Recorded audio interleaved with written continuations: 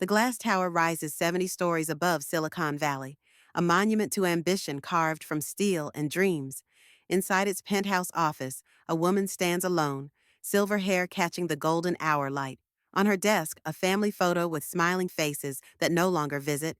On her screen, evidence of betrayal by her own blood. For 4 decades, she built an empire brick by painful brick. Every million earned, every rival defeated, every sacrifice made all for them, her children, her legacy. But empires breed emperors, and entitlement runs deeper than gratitude. The transfer is complete, says a voice through the speaker. 20 million, Cayman Islands, authorized using your authentication codes. She doesn't flinch as she switches to the security feed. Her son, her heir, slides the company's future across a restaurant table to their greatest competitor. Some legacies aren't passed down. Some must be reclaimed. When you build a fortress for those who would steal the throne, there comes a time when the architect must tear down her own walls. The autumn light bathed Beverly Hills in a golden hue as Eleanor Gates stood at the floor-to-ceiling windows of her home office. At 70, she cut an impressive figure, her silver hair swept into a sleek chignon, her posture military straight, her eyes as sharp as they had been when she closed her first million-dollar deal 4 decades earlier. The sprawling estate around her was the crown jewel of her success, a modern architectural masterpiece overlooking Sunset Boulevard, with the Los Angeles skyline glittering in the distance. "Ms. Gates," called Denzel Carter's deep voice from the doorway. "Your car is ready. The board meeting starts in an hour." Eleanor nodded at her security chief and longtime confidant. Denzel had been with her for 15 years, ever since he'd retired from Special Forces. He understood her in ways her own children never had. "Thank you, Denzel. Did you run the background check on Mercer's new CFO?" "Yes, ma'am. The report is on your tablet." Nothing concerning, except for his connection to Altatech. Denzel handed her a sleek leather portfolio. "Your notes for today's presentation are inside." Eleanor smiled. This was why she trusted Denzel. He anticipated her needs without being asked. "Perfect. If Taylor calls again, tell him I'll discuss the Aspen House when I return." Denzel's expression darkened slightly. "He's called 3 times this morning." "I'm sure he has." Eleanor's voice was dry. Her eldest son's sudden interest in the family's Aspen property always intensified around vacation planning time. "Let's go." The drive to Silicon Valley in her custom Bentley gave Eleanor time to review the quarterly reports. Gates Technologies had exceeded projections again. The AI security system she'd been developing her late husband's dream, refined through her relentless innovation, was finally ready for market. Richard would have been proud. Richard, even after 8 years, the thought of him brought a familiar ache. He'd built a modest software company, but it was Eleanor who had transformed it into Gates Technologies, a $150 million empire that revolutionized cybersecurity. The irony wasn't lost on her that the woman everyone once dismissed as Richard's wife had become the architect of their fortune. As the car approached the gleaming headquarters in Palo Alto, Eleanor's phone rang. Adele. Her daughter rarely called unless she needed something. "Hello, Adele." "Mom, hi." Her daughter's voice had the studied casualness Eleanor had come to recognize as a prelude to asking for money. "How are you?" "I'm heading into a board meeting. What do you need?" A beat of silence. "Well, I wanted to talk to you about Thanksgiving plans." Eleanor's grip tightened on her phone. Family holidays were becoming increasingly tense affairs, with her children treating them as obligations rather than celebrations. "I'm listening. We're thinking of doing something different this year." Adele continued. "Kardashian found this amazing resort in Aspen that does a special Thanksgiving package. The whole family's going, Taylor and the kids, Drake and Vanessa." "And when should I pack?" Eleanor asked, keeping her voice neutral. The silence that followed was deafening. "Well, the thing is, Mom." Adele's voice took on that placating tone that made Eleanor's teeth clench. "It's really designed for, you know, families with younger people. There are a lot of activities, skiing and such, and we know how your knees have been bothering you." Eleanor's back stiffened. Her knees were perfectly fine. She'd climbed Machu Picchu just last year, for God's sake. "Plus," Adele added hastily, "it's quite expensive, and we've already made the reservations for just our immediate families." Immediate families, as if Eleanor was somehow peripheral to their lives, despite being the reason they could afford luxury resorts in the first place. "I see," she said, her voice steady despite the earthquake happening in her chest. "And who's paying for this trip?" Another pause. "Well, we were hoping you could help with that. Just as your Thanksgiving gift to everyone. Taylor said the company could write it off as a business retreat if you approved it." Of course, excluded from the family gathering, but expected to fund it, used as a financial resource rather than included as a family member. I'll have my assistant look into it, Eleanor said coolly. I need to go. My meeting is starting. She ended the call before Adele could respond, staring out at the Silicon Valley landscape that had been the backdrop of her greatest professional triumphs. The contrast between her business success and personal failure had never felt starker. Denzel's eyes met hers in the rearview mirror. He'd heard everything. Ms. Gates, not now, Denzel. She straightened her blazer. Let's focus on the board meeting. The Gates Technologies boardroom hummed with anticipation. 12 people sat around a gleaming oval table, tablets and water glasses positioned with precision. Eleanor swept in exactly on time, Taylor half a step behind her. At 45, Taylor Gates carried himself with the assurance of someone who expected to inherit the world. As vice president of operations, he had the title and salary his mother had approved, though his actual contributions to the company remained questionable at best. Good morning, Eleanor said, taking her place at the head of the table. Today we're discussing the launch of Guardian AI. For the next hour, she commanded the room, presenting sales projections, marketing strategies, and technical specifications with the precision that had made her legendary in the industry. The board members watched with undisguised admiration, all except Taylor, who periodically checked his phone under the table. Questions, Eleanor asked, concluding her presentation. Marissa Chen, their chief technology officer, raised her hand. The predictive analytics capabilities are impressive, but what about the integration with existing systems? Our clients won't want to overhaul their entire infrastructure. Eleanor nodded approvingly. Valid concern. Taylor will address that in his portion of the presentation. She turned to her son, who looked up from his phone with momentary confusion before recovering smoothly. Yes, of course. He stood, buttoning his custom Tom Ford suit. We've developed a proprietary integration protocol that allows Guardian AI to layer over existing systems with minimal disruption. As Taylor continued, Eleanor studied him carefully. He was good confident, articulate, persuasive, but something felt off. The technical details were vague, the implementation timeline suspiciously accelerated. It wasn't the first time she'd felt this disconnect between Taylor's presentations and the actual state of their projects. When the meeting adjourned, board members clustered around Eleanor, offering congratulations on the impressive quarterly numbers. Taylor slipped out with barely a goodbye, already on his phone again. Mr. Gates seems distracted today, observed Morgan Freeman, sliding into the seat beside her after the room had cleared. Eleanor smiled at her longtime attorney and closest friend. Morgan had been with her since the beginning, guiding her through Richard's sudden death and the subsequent expansion of the company. At 75, he remained sharp as ever, his distinguished gray hair and warm eyes belying a mind that could dissect a contract faster than lawyers half his age. When isn't he distracted? Unless we're discussing his compensation package? Morgan's expression grew serious. Have you thought more about what we discussed last month about succession planning? Eleanor sighed. I have, but I'm not ready to announce anything yet. Something doesn't feel right. Mother's intuition. Morgan's eyes twinkled. Business intuition, she corrected, though they both knew the lines had blurred years ago. Taylor's been pushing too hard for control of the new AI division. I want to know why. Morgan nodded thoughtfully. I've been reviewing some of the project documentation. There are irregularities in the offshore licensing agreements. Eleanor's eyes narrowed. What kind of irregularities? Nothing I can put my finger on yet? Just unusual routing of intellectual property through shell companies in the Cayman Islands. That's not our standard procedure. No, Morgan agreed. It's not. Eleanor gathered her materials, mind racing. Look into it, but discreetly. Don't involve anyone internally yet. Of course. Morgan stood, then hesitated. Eleanor, about Thanksgiving. She waved him off. It's nothing. Just family politics. You know you're always welcome at my place. Martha makes a mean pumpkin pie. The offer warmed her. Morgan and his wife had included her in their holiday gatherings since Richard's death, never making her feel like a charity case. I appreciate that. Let me think about it. As she left the boardroom, Eleanor's phone buzzed with a text from Adele. Did you authorize the payment for Aspen? Yet resort needs deposit by tomorrow.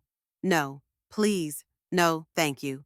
Not even a pretense of it being a request rather than an expectation.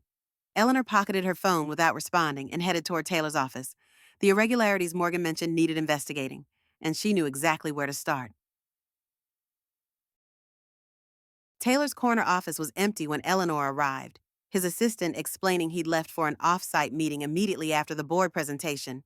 Unusual, given that Taylor typically spent the afternoon boasting about his performance to anyone who would listen. Did he say where this meeting was? Eleanor asked. No, ma'am.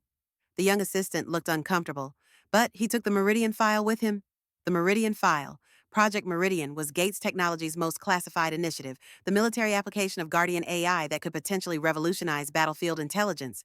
The government contracts alone were worth billions. Thank you.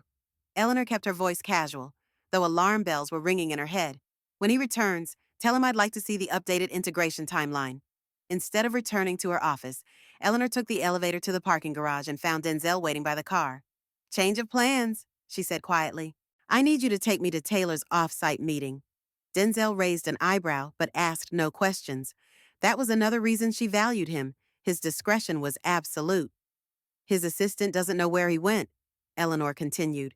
But his car has the company GPS tracker. Denzel nodded, pulling out his secure phone. As head of security, he had access to the executive vehicle tracking system, a precaution Eleanor had implemented after a failed kidnapping attempt 3 years earlier. Got him, Denzel said after a moment. He's at the French Laundry in Napa. Eleanor frowned. The 3 Michelin-star restaurant was a strange venue for a business meeting involving classified materials. Let's go. The drive to Napa Valley took longer than expected due to traffic. By the time they arrived at the discreetly elegant restaurant nestled in Yountville, it was past 2 o'clock. Wait here, Eleanor instructed Denzel. I'll handle this myself. With respect, ma'am, that's not happening. Denzel's tone brooked no argument. I'll stay in the background, but I'm coming in. Eleanor didn't waste time arguing. In truth, she was grateful for his presence. The restaurant's interior was warm and inviting, with stone walls and sophisticated decor. The maître d' recognized Eleanor immediately. Ms. Gates, what an unexpected pleasure. We don't have a reservation for you today. I'm joining my son, she said smoothly. Taylor Gates. He should be here with a business associate.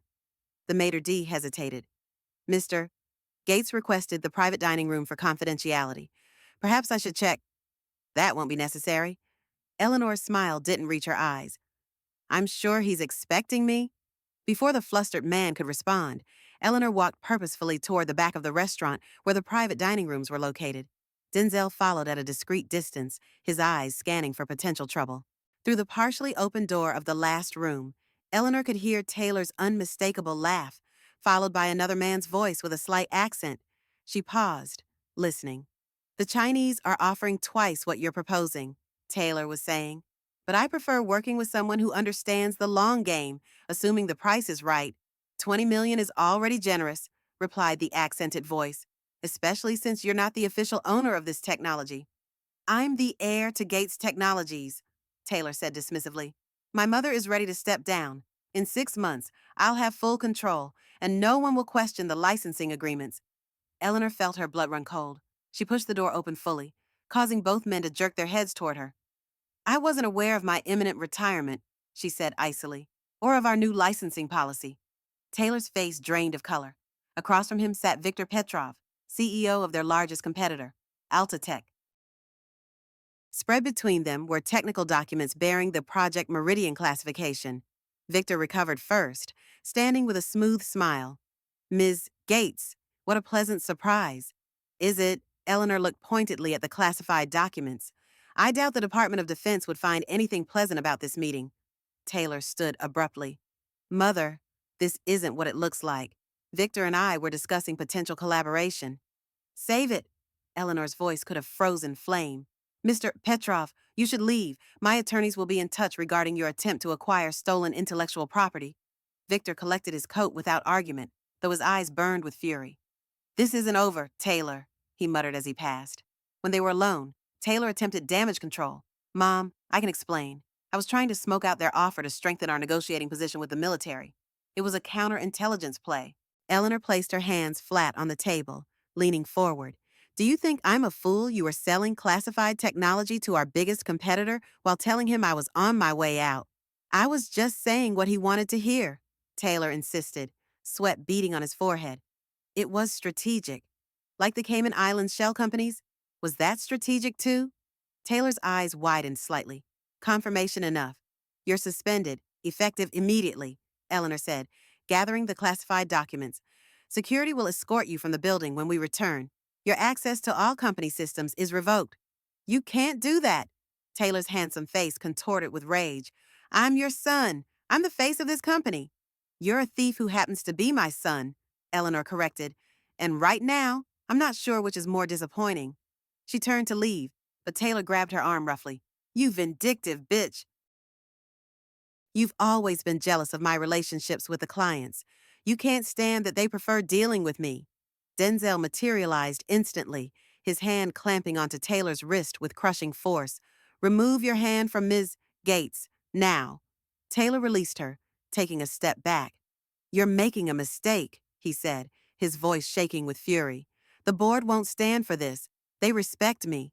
The board respects results and integrity, Eleanor replied calmly. You've demonstrated neither. She walked to the door, then paused. By the way, you'll need to find another way to pay for that Aspen vacation. I won't be funding family trips that exclude me. The confrontation left Eleanor drained. Instead of returning to the office, she instructed Denzel to drive her home. The Beverly Hills estate felt cavernous and empty as she kicked off her heels in the marble foyer. Would you like me to stay, Ms. Gates? Denzel asked, concern evident in his voice. No, but thank you. Eleanor managed a tired smile. I just need some time alone. After Denzel left, she poured herself 2 fingers of Richard's favorite scotch and carried it out to the terrace overlooking the city. The sun was setting, painting Los Angeles in shades of orange and pink. It should have been beautiful, but all Eleanor felt was a bone-deep weariness. Her phone had been buzzing incessantly since they'd left Napa. 13 missed calls from Taylor, 5 from Adele. Even Drake, her youngest, had called twice unprecedented, unless he needed money. Eleanor silenced the device and sipped her scotch, mentally reviewing the day's events. Taylor's betrayal was professional and personal, a double wound that cut deeper than she cared to admit. She had suspected for years that he viewed the company as his birthright rather than a privilege to be earned, but selling classified technology crossed a line she hadn't thought even he would breach. The French doors behind her slid open, startling her from her thoughts. Grandma, Eleanor? Eleanor turned to find Zendaya, Taylor's 22-year-old daughter, standing hesitantly in the doorway. Unlike her parents, Zendaya had never embraced the flashy trappings of wealth. Currently in her second year of medical school at UCLA, she wore simple jeans and a sweatshirt, her braided hair pulled back from her face. Zendaya, I didn't know you were coming over. Eleanor softened immediately, genuinely pleased to see her granddaughter. I tried calling, but you weren't answering. Zendaya stepped onto the terrace.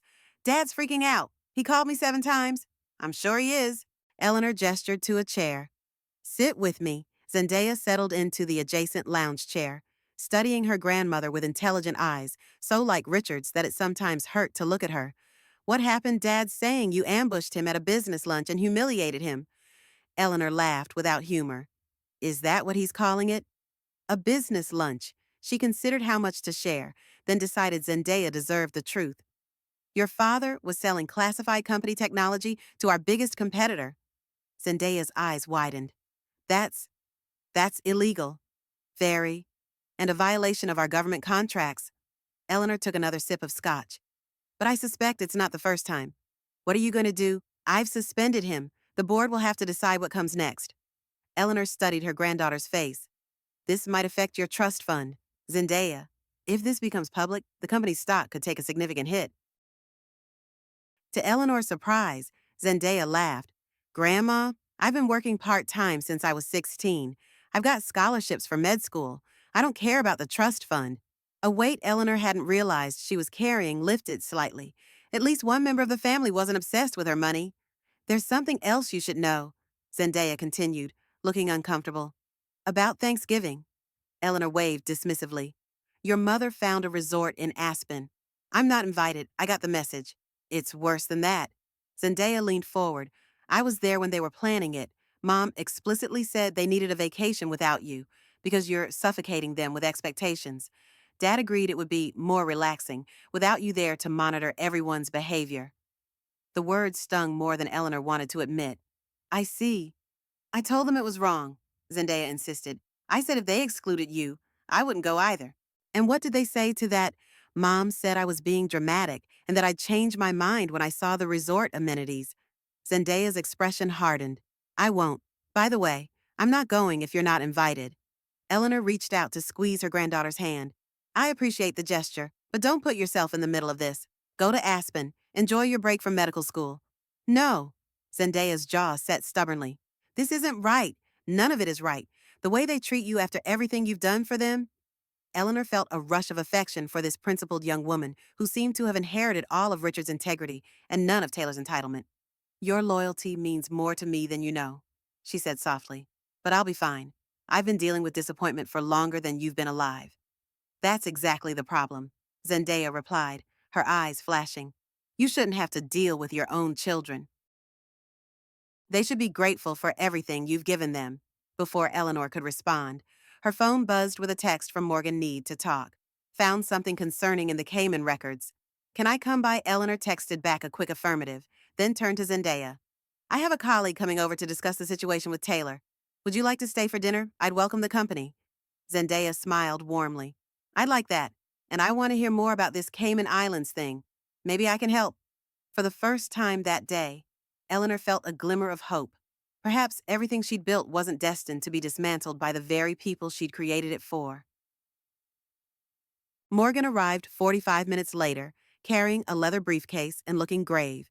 He greeted Zendaya warmly. He'd known her since she was a toddler, before spreading documents across Eleanor's kitchen island.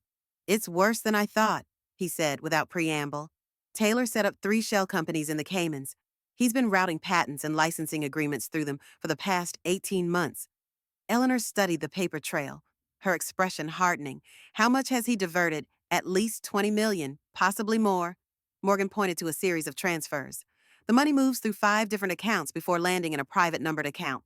Taylor's account, Eleanor guessed. Morgan nodded grimly. And there's more. I found evidence that he's been using company resources to develop a parallel version of Guardian AI 1 without the ethical constraints you insisted on. This was perhaps the most devastating revelation. Eleanor had been adamant that their AI security system include robust ethical guardrails to prevent misuse. The military applications were particularly sensitive.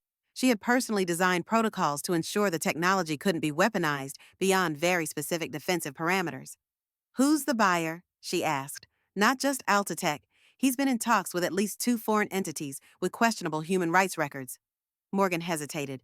Eleanor, this isn't just corporate espionage. This could be considered treason. The word hung heavily in the kitchen. Zendaya gasped softly. We need to go to the authorities, Eleanor said finally. That will destroy the company, Morgan warned. The stock will plummet. The government contracts will be suspended pending investigation. Everything you've built could collapse overnight. And if we handle it internally, we contain the damage, remove Taylor, recover the assets, rebuild the security protocols. Morgan spread his hands. It's cleaner, quieter. Eleanor shook her head. And let him get away with it. No, there have to be consequences. Maybe there's a middle ground, Zendaya suggested. Both adults turned to her, surprised. What if you gathered all the evidence, prepared the case, but gave Dad one chance to come clean and make restitution before going to the authorities? Eleanor considered this. He'd never admit it. His pride wouldn't allow it. Then you have your answer, Zendaya said simply. And you can go to the FBI with a clear conscience. Morgan looked impressed. The young lady makes a good point. Offer him the chance to do the right thing. When he refuses, we proceed with the official channels. Eleanor nodded slowly. Set up a meeting for tomorrow. Just Taylor, you, and me. No one else needs to know yet. As Morgan gathered his documents, Eleanor's phone rang again. This time it was Drake, her youngest son. Unlike his earlier calls, this one came through her private line, the number reserved for genuine emergencies. I should take this, she said, stepping into the hallway. Drake. What's wrong? Mom. Drake's voice was slurred, either from alcohol or emotion. I need help. It's bad this time. Eleanor closed her eyes briefly. Drake's definition of bad had evolved over the years, from maxed out credit cards in his 20s to failed business ventures in his 30s. At 38, he still hadn't found stable footing, bouncing between entrepreneurial schemes that inevitably required her financial backing. What happened? The food truck franchise? It didn't work out. Drake's voice cracked. The investors pulled out. I'm going to lose everything. What investors? Drake? I thought I was funding the entire project. Eleanor had provided $300,000 for his latest venture gourmet food trucks that would supposedly revolutionize the Los Angeles dining scene. You were, but I needed more capital for expansion, so I leveraged some assets. Eleanor's instincts sharpened. What assets? A beat of silence. The house in Malibu. My house in Malibu. Eleanor's voice rose. The one I let you live in rent-free, the one that isn't in your name. Mom, I was sure this would work. The projections were solid, but then the health department found violations, and the licenses got delayed, and the investors got nervous. How much do you owe? Eleanor cut in, her patience evaporating. 800,000, Drake admitted. But that's not the worst part. I've been borrowing from some people to cover the shortfall. They're not exactly traditional lenders, loan sharks. Her son had borrowed from loan sharks using property he didn't own as collateral. These guys don't mess around. Mom, they're threatening Vanessa and me. They say they'll take the house if I don't pay by next week. Eleanor pinched the bridge of her nose, a headache forming behind her eyes. I'll have Morgan look into it. Don't do anything else until you hear from me. She ended the call and leaned against the wall, momentarily overwhelmed. In one day, she discovered her eldest son was a corporate spy and possible traitor, while her youngest had entangled himself with loan sharks, and somewhere in Malibu, her middle child was undoubtedly planning her next financial demand. Eleanor straightened, squaring her shoulders as she returned to the kitchen. Morgan looked up from his conversation with Zendaya, immediately sensing her distress. New problem? He asked. Drake mortgaged my Malibu property to loan sharks to fund his food truck failure, Eleanor said with remarkable composure. Apparently, we need to add that to tomorrow's agenda. Morgan swore under his breath. I'll make some calls. We might need additional security at both properties. Zendaya looked horrified. Uncle Drake did what is he insane? Desperate, Eleanor corrected. And irresponsible. A dangerous combination. As Morgan left to make his calls, Zendaya helped Eleanor prepare a simple dinner. They worked in companionable silence for a while, the rhythm of chopping vegetables oddly soothing amid the chaos of the day.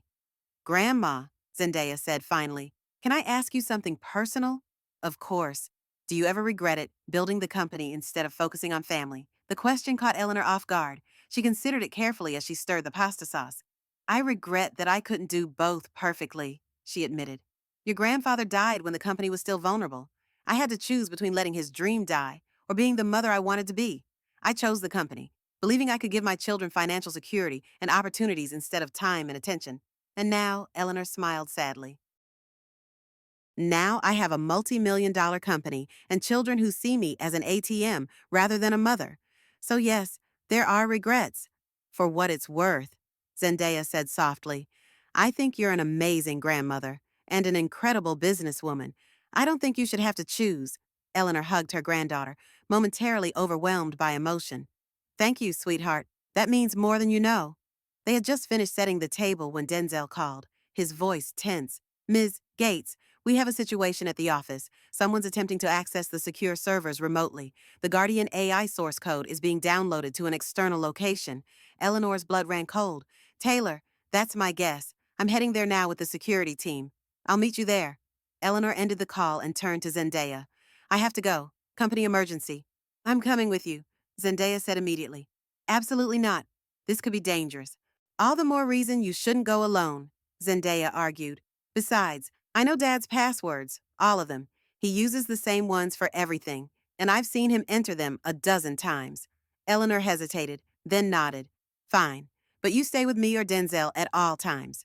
The drive to Palo Alto was tense, with Eleanor making rapid-fire calls to the security team and IT department. By the time they arrived at Gates Technologies headquarters, the building was on lockdown, security personnel stationed at every entrance. Denzel met them at the executive entrance, his expression grim. We've isolated the breach. It's coming from Taylor's office. His credentials were used to access the secure server room, but the physical access logs show he never entered the building. Remote access, Eleanor suggested. No, someone's in his office right now, using his terminal. We've disabled the elevators and sealed the fire exits. Security teams are moving in from both stairwells. Eleanor checked her watch. How long has the download been running? 17 minutes. At that connection speed, they've got about 60% of the source code. Too much, Eleanor murmured. With that much of the code, a competent engineer could reverse engineer the rest. We need to get up there, she decided. Can you get us to the executive floor safely? Denzel looked like he wanted to argue, but knew better. The service elevator is still operational for emergency personnel. We can use that. As they moved through the darkened building, Eleanor felt a strange sense of déjà vu. Years ago, in the early days of the company, there had been a break-in industrial espionage by a rival firm. She and Richard had rushed to the office in the middle of the night, determined to protect what they'd built. Now, history was repeating itself, but the threat came from within her own family.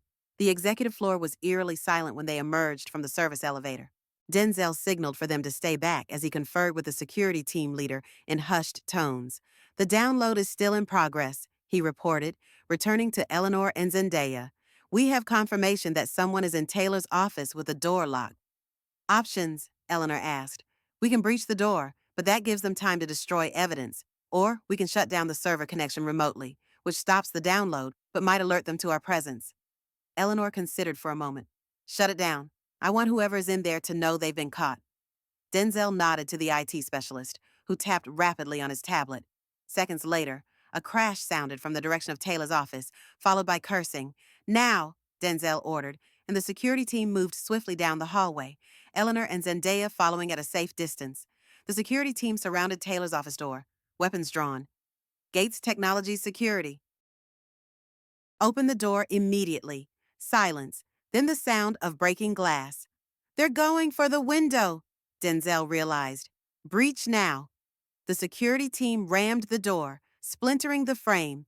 As they poured into the office, Eleanor caught a glimpse of a figure in black climbing onto the ledge outside the shattered window, 17 floors above the ground. Stop, Denzel shouted, rushing to the window. There's nowhere to go.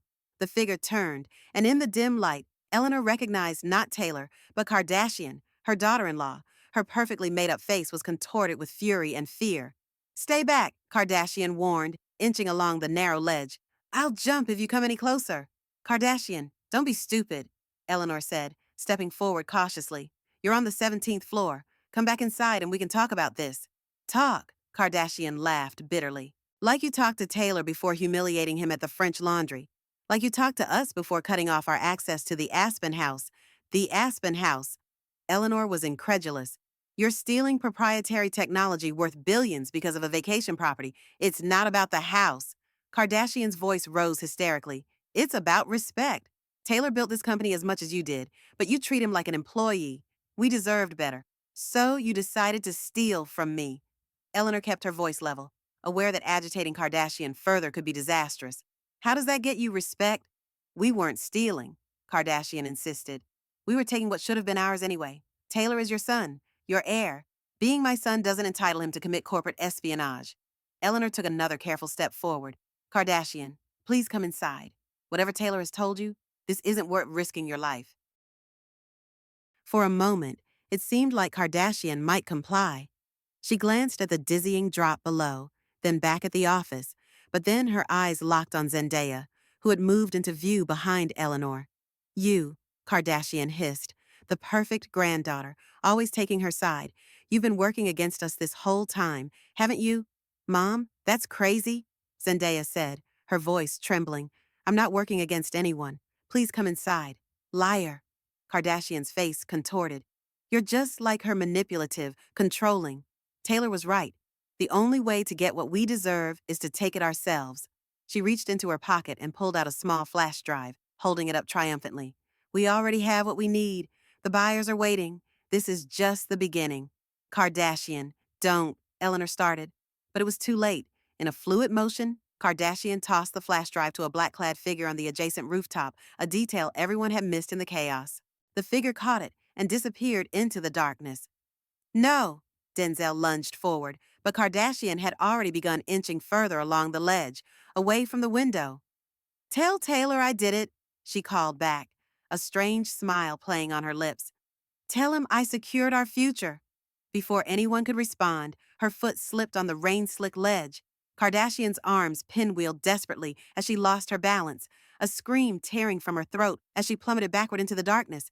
Eleanor's hand flew to her mouth in horror.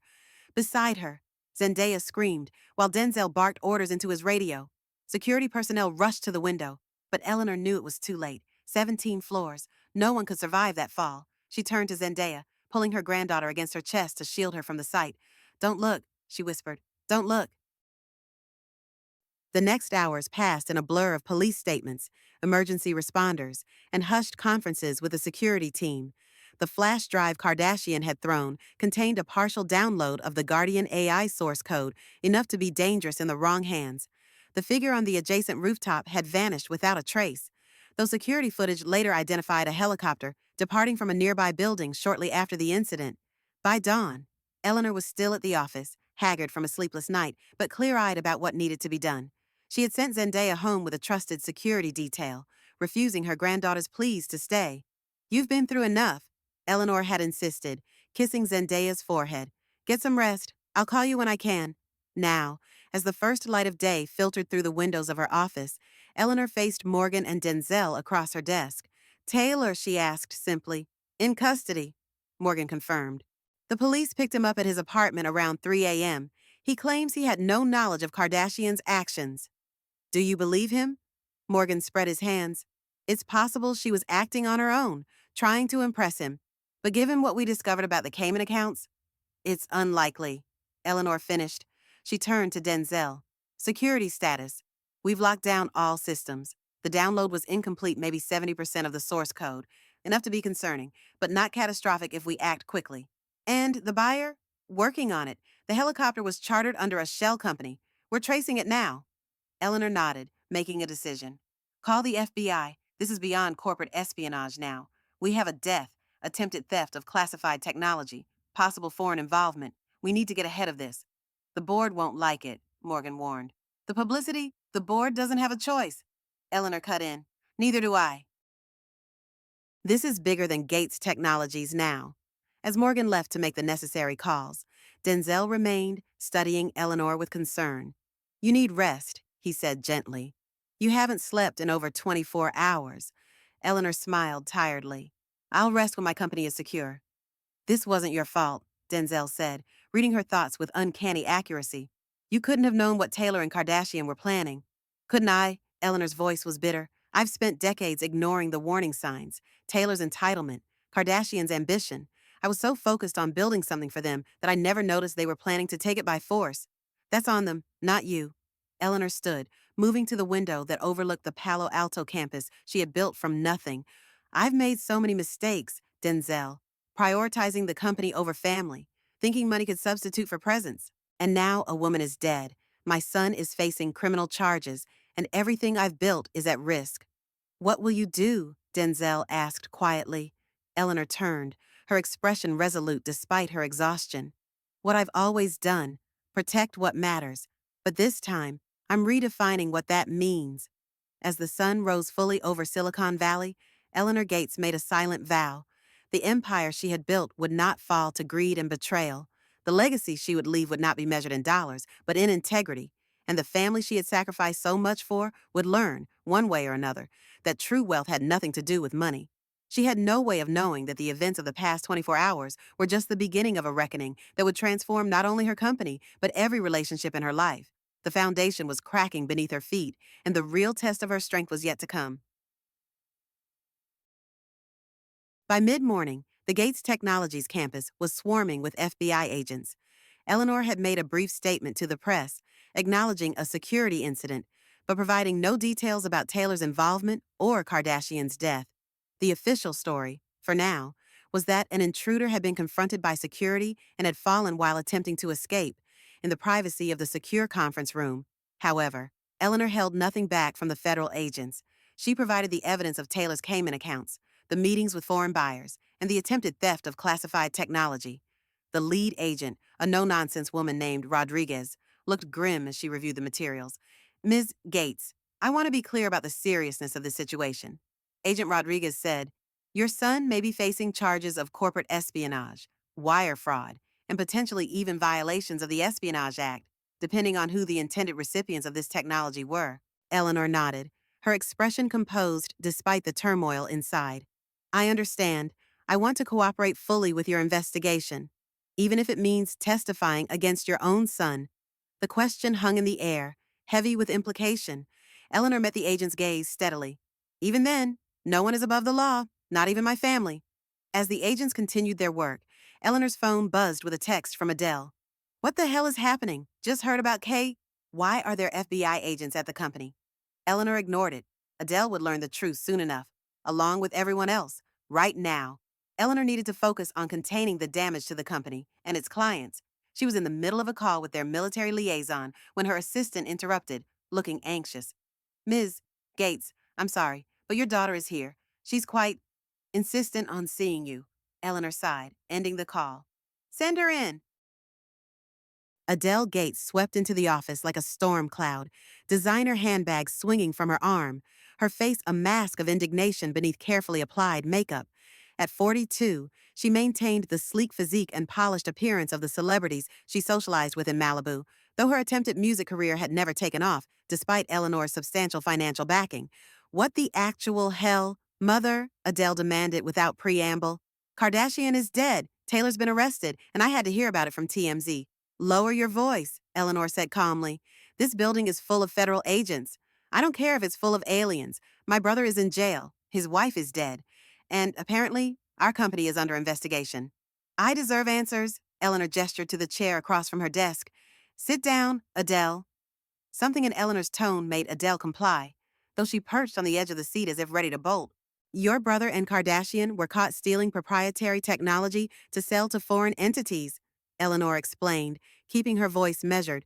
When security confronted them, Kardashian attempted to escape via the window ledge. She fell. Taylor is being questioned about his involvement. Adele stared, momentarily speechless. That's insane. Taylor wouldn't steal from the company. It's his inheritance. That's precisely the attitude that led to this situation, Eleanor said sharply.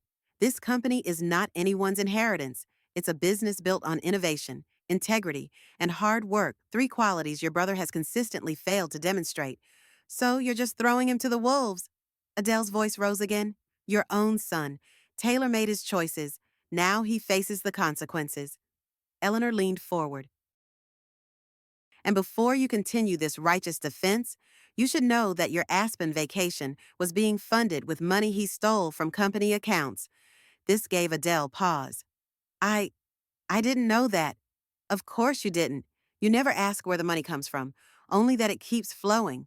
Eleanor softened slightly, seeing genuine shock in her daughter's expression. Adele, I'm trying to salvage what I can from this disaster. The company, its reputation, its future. I need you to understand the seriousness of what's happening. Adele seemed to deflate, her anger giving way to confusion and fear. What's going to happen to Taylor? I don't know. That depends on what the investigation uncovers and how cooperative he is. Eleanor hesitated, then added, It also depends on whether we can recover the stolen data before it reaches its intended buyers. And the company, will it survive this? The question revealed Adele's true concern. Not her brother's fate or her mother's well-being, but the financial engine that fueled her lifestyle. I'm doing everything I can to ensure it does, Eleanor said. But there will be changes. Adele, significant ones.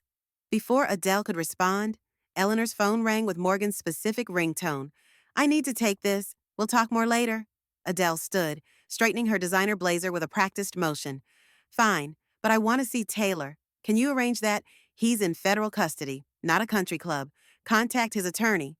Eleanor picked up the phone, effectively dismissing her daughter. After Adele left, Eleanor allowed herself a moment of vulnerability, closing her eyes briefly before answering Morgan's call. Tell me something good, she said by way of greeting. Define good, Morgan replied. The FBI has identified the helicopter. It was chartered by a shell company linked to Viktor Petrov. They're bringing him in for questioning now. That's something, at least. What about the flash drive? No trace yet, but we've implemented the contingency protocols you developed. Even with 70% of the code, they won't be able to bypass the fail-safes without the encryption keys. Eleanor felt a small measure of relief. Years ago, anticipating potential theft, she had built hidden protocols into Guardian AI's core architecture. Without specific keys known only to her and a select few trusted engineers, the system would appear functional but contain critical limitations. What about Taylor, she asked. Has he said anything useful? Morgan hesitated. He's claiming Kardashian acted alone, says she was trying to impress him by securing leverage for future negotiations with you. Do you believe him? No. The financial records tell a different story, but he's sticking to his version. Eleanor pinched the bridge of her nose, fighting another headache. Keep me updated on Petrov. And Morgan, make sure Zendaya is protected. If Taylor is trying to shift blame, he might resent her cooperation with us. After ending the call, Eleanor stared at the family photo on her desk, taken 5 years earlier at Richard's memorial service. All of them together, somber and black, presenting a united front to the world. It had been the last time they'd truly felt like a family, bound by shared grief, if nothing else. Now, one was dead, one arrested, and the others scrambling to protect their interests. The fractures that had been spreading for years had finally broken the foundation completely. Eleanor placed the photo face down on her desk and turned to the window, watching FBI agents move purposefully across the campus below. Whatever came next, there would be no going back to the way things were. The only path was forward, through the wreckage and toward whatever remained on the other side. As the afternoon wore on, Eleanor received updates from various fronts. The FBI had detained Viktor Petrov at San Francisco International Airport as he attempted to board a private jet to Eastern Europe. Drake had left 7 increasingly desperate voicemails about the loan sharks, apparently unaware of the larger crisis unfolding. The board of directors had called an emergency meeting for the following morning. Through it all, Eleanor maintained the calm, methodical approach that had served her throughout her career. She answered questions, provided documentation, and made decisions with the precision of someone who had weathered corporate storms before. But inside, a fundamental shift was occurring, a realization that the empire she had built might not be worth the cost she had paid. As night fell over Silicon Valley, Eleanor finally allowed Denzel to drive her home.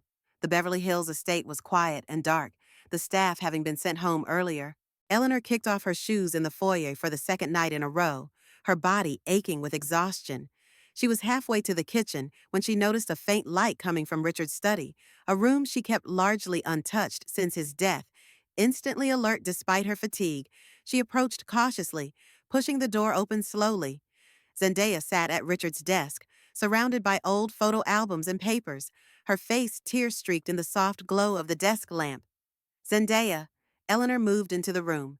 "What are you doing here? I thought you went home hours ago." Her granddaughter looked up, eyes red-rimmed but determined. "I couldn't sleep, not after everything. So I came here instead. I hope that's okay." "Of course it is." Eleanor sat in the leather chair opposite the desk. "But why Richard's study? I was looking for something." Zendaya gestured to the papers spread before her. "And I found it." She pushed a yellowed envelope across the desk. Eleanor recognized Richard's handwriting immediately. "For Eleanor, when the time comes." "Where did you find this?" Eleanor asked, her voice barely above a whisper. "In his copy of The Innovator's Dilemma. Grandfather told me once that he left something important in his favorite book, but I never knew what he meant until today." With trembling fingers, Eleanor opened the envelope, unfolding the letter inside. Richard's familiar handwriting swam before her eyes. "My dearest Eleanor, if you're reading this, then the time has come when you're facing a crisis of family and legacy. I always hoped this letter would never be needed, but I knew our children too well to believe that entirely. They have your intelligence and my ambition. But without the moral compass that guided us through our darkest moments, I fear they will see what we've built as an entitlement rather than a responsibility. And when that day comes, you'll face the most difficult decision of your life. Remember this, a legacy isn't measured in dollars or stock options. It's measured in impact and integrity. The company was never meant to be a trust fund for entitled children, but a force for innovation and progress. You have always been the heart of everything we built together. Trust that heart now, even if it leads you down a path I couldn't foresee. Whatever you decide, know that I would stand with you, always, all my love." Richard. Eleanor pressed the letter to her chest, tears flowing freely. 8 years after his death, Richard was still protecting her, still guiding her, still understanding her in ways no one else ever had. "He knew," she whispered. "Somehow, he knew this day would come." Zendaya reached across the desk to take her grandmother's hand. "Grandfather was wise, and he believed in you more than anyone."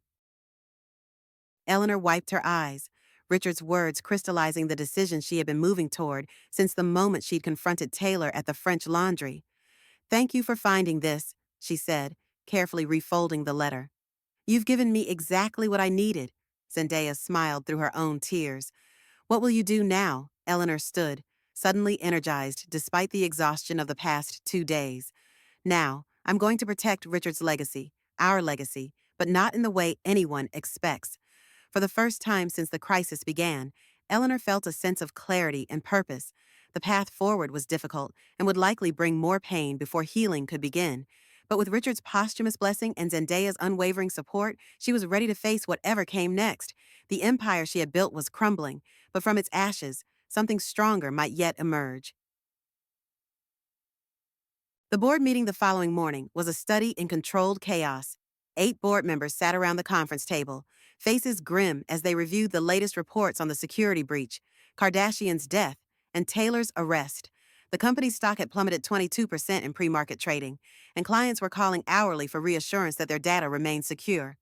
Eleanor entered precisely on time, dressed in a steel gray suit that projected authority and confidence. Morgan followed, carrying a slim portfolio containing the documents they had prepared through the night. "Good morning," Eleanor said, taking her place at the head of the table. "I know you all have questions, and I intend to answer them. But first, I want to outline the steps we're taking to address this crisis."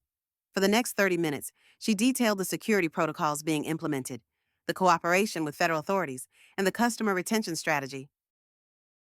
The board listened intently, interrupting occasionally with questions that Eleanor answered with unflinching honesty. When she finished, Vernon Mitchell, the longest-serving board member and Richard's old friend, spoke up.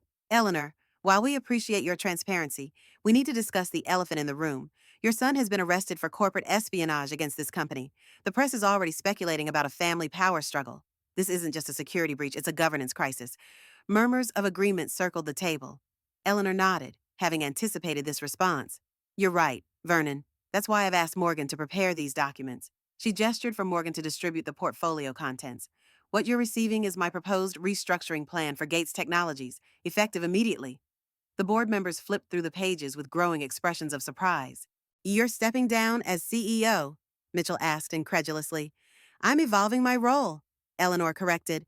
"I will remain as chairwoman of the board, focusing on strategic vision and oversight. For day-to-day operations, I'm proposing we promote Marissa Chen to CEO. As our current CTO, she has the technical expertise and leadership skills to guide the company through this transition." The room erupted in overlapping questions and objections. Eleanor let them continue for a moment before raising her hand for silence. "This isn't a snap decision. I've been considering this transition for months. Recent events have simply accelerated the timeline." She looked around the table, meeting each person's gaze. "Gates Technologies needs to demonstrate stability and continuity to our clients, partners, and shareholders. Marissa has been with us for 15 years. She's respected in the industry and untainted by the current scandal." "And what about succession?" Mitchell pressed. "The long-term plan was for Taylor to eventually take over.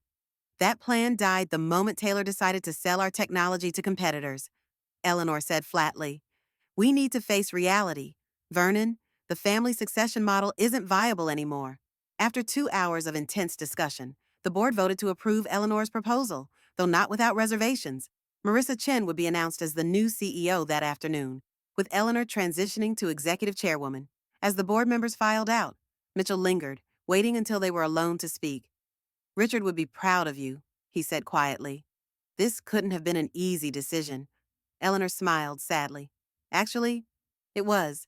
Once I stopped thinking about what I wanted the company to be and started seeing it for what it needs to be. And your children. What happens to them now?"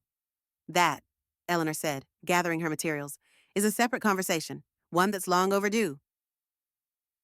The press conference announcing Marissa Chen's promotion was held in the Gates Technologies atrium, packed with journalists eager for details about the scandal that had rocked Silicon Valley. Eleanor introduced Marissa with genuine warmth, expressing complete confidence in her leadership abilities. Gates Technologies has always been about looking forward, not backward, Eleanor told the assembled reporters. While recent events have been challenging, they've also provided an opportunity to recommit to our core values of innovation, integrity, and impact. When questioned about Taylor's arrest, Eleanor was measured but unequivocal. "This company was built on ethical principles that apply to everyone, including family members. We are cooperating fully with authorities and cannot comment further on an ongoing investigation." After the press conference, Eleanor retreated to her office, soon to be Marissa's, to clear out personal items. She was carefully wrapping a Crystal Award when her phone rang. Drake again, his 7th call of the day. This time, she answered. "Drake, I assume you've seen the news. Mom, what the hell is going on?" His voice was frantic. "Taylor's in jail. You're stepping down. And meanwhile, I've got guys threatening to break my kneecaps if I don't pay them by tomorrow." "I've been a little busy managing a corporate crisis," Eleanor replied dryly. "But I haven't forgotten about your situation. Morgan is handling it." "Handling it how these aren't the kind of guys who respond to lawyer letters," Eleanor sighed. "The Malibu property is being secured as we speak. Security personnel will remain there until the threat is neutralized. As for the debt, Morgan has traced the loan to a known criminal organization. The FBI has been informed as part of their ongoing investigation. The FBI? Drake's voice rose in panic. Mom, these guys will kill me if they think I talked to the feds. These guys attempted to secure a fraudulent loan using property they didn't own. Eleanor corrected. They're the ones who should be worried. Now, is there anything else I have a company to transition? Drake's tone shifted from panic to resentment. So that's it. Taylor tries to steal from you, and you destroy the whole family. What about me? What about Adele? We didn't do anything wrong. The audacity of his statement momentarily stunned Eleanor. After everything that had happened, a death, an arrest, a company in crisis, Drake's primary concern was still himself. Drake, she said finally, I suggest you use this time to reflect on your choices. I'll be in touch about the loan situation. She ended the call before he could respond, turning to find Denzel in the doorway. Everything okay? He asked, though his expression suggested he'd heard enough to know it wasn't. Family? Eleanor said with a rueful smile. Always so supportive in a crisis? Denzel didn't return the smile. Ms. Gates, there's something you should know. The FBI found evidence that Drake may have been involved in Taylor's scheme. Eleanor froze in the act of packing a photo frame. What kind of evidence? Text messages indicating Drake knew about the Cayman accounts? He may have been helping launder some of the money through his food truck business. The revelation shouldn't have surprised her, yet somehow it did. Eleanor had known Drake was irresponsible, but she hadn't considered him dishonest, at least not on this scale. Does Agent Rodriguez want to speak with him? Denzel nodded. They're preparing to bring him in for questioning. Eleanor placed the photo carefully in the box, her movements deliberate as she processed this new betrayal. Make sure they know about the loan sharks. Drake may need protective custody if this goes public. As Denzel left to make the call, Eleanor sank into her chair, suddenly feeling every one of her 70 years. 2 sons potentially facing criminal charges, a daughter-in-law dead, a company in turmoil. How had it come to this? A soft knock at the door roused her from these dark thoughts. Zendaya stood there, hesitant but determined. I saw the press conference, she said, entering when Eleanor beckoned. You were amazing. Thank you, sweetheart, though I'm not feeling particularly amazing at the moment. Eleanor gestured to the chair opposite her desk. What brings you here? I thought you had classes today. I do, but this seemed more important. Zendaya sat down, placing a slim folder on the desk. I've been doing some research on Adele. Eleanor raised an eyebrow. Your aunt, why? Because something doesn't add up. Zendaya opened the folder, revealing printouts of music reviews, concert listings, and financial records. Everyone always said Adele's music career failed, right, that she was just playing at being a musician while living off your money.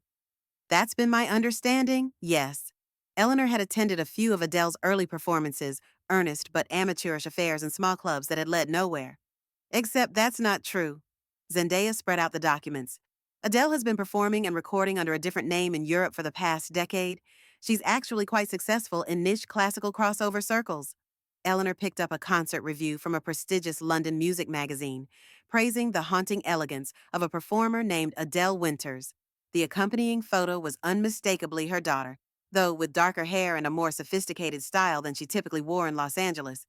This can't be right, Eleanor murmured, scanning the dates. She's been in Malibu. I've seen her there. She splits her time, Zendaya explained.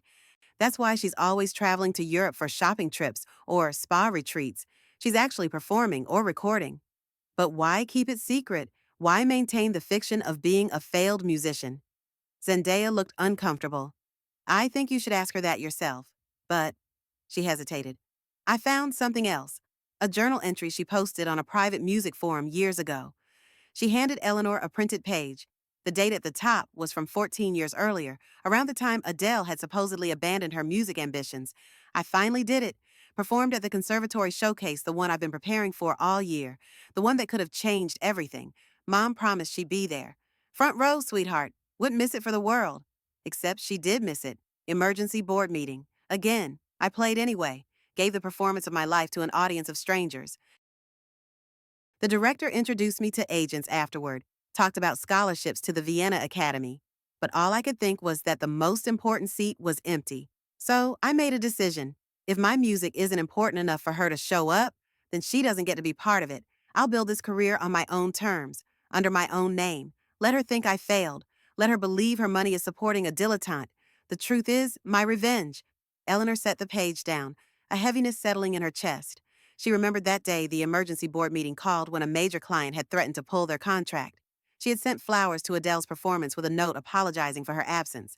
The next day, Adele had announced she was giving up classical music to pursue pop stardom instead. Eleanor had assumed it was another phase, another reinvention in her daughter's search for identity. She had never imagined it was the beginning of a decades-long deception born of hurt and resentment.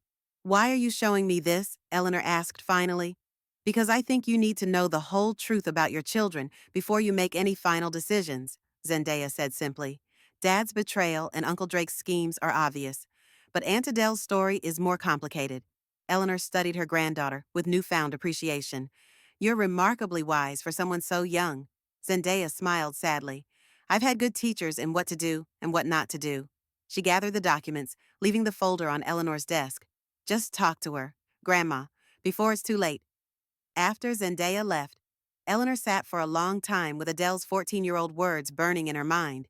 The showcase had been important, she had known that intellectually. But in the calculus of running a growing company while raising 3 children alone, she had made a choice that seemed justified at the time. One missed performance versus a multi-million-dollar contract that employed hundreds. What she hadn't considered was how that choice looked through the eyes of a young woman seeking her mother's approval, or how that moment might have shaped everything that followed. Eleanor reached for her phone, then hesitated. What could she possibly say after all these years? "Sorry, I missed your concert," seemed woefully inadequate for the damage that had been done. Instead, she opened her laptop and searched for Adele Winters. Video after video appeared her daughter performing on prestigious stages across Europe, her voice richer and more powerful than Eleanor remembered. She watched, transfixed, as Adele commanded audiences with a presence and skill that spoke of dedicated training and natural talent.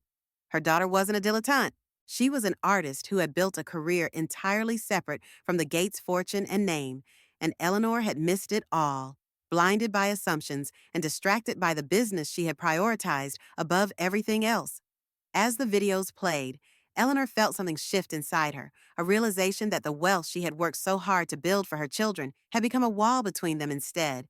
Money hadn't been a gift, but a substitute for the things that actually mattered: time, attention, understanding. Richard's letter took on new meaning in light of this revelation. A legacy isn't measured in dollars or stock options. It's measured in impact and integrity. Eleanor closed the laptop, her decision crystallizing with newfound clarity. The company transition was only the beginning. The real work, the harder work, lay in redefining her relationship with her children, not as a source of financial support, but as a mother who had made mistakes and wanted to make amends where possible. Starting with Adele, the Beverly Hills sky blazed with sunset colors as Eleanor's car pulled up to Adele's Malibu beachfront property. She had called ahead, a courtesy she rarely extended in the past when she dropped by to check on her investment, but had revealed nothing about the purpose of her visit. "Would you like me to come in with you?" Denzel asked, eyeing the modernist glass structure perched on the cliff. "No," Eleanor said, gathering her courage along with her purse. "This is a conversation I need to have alone."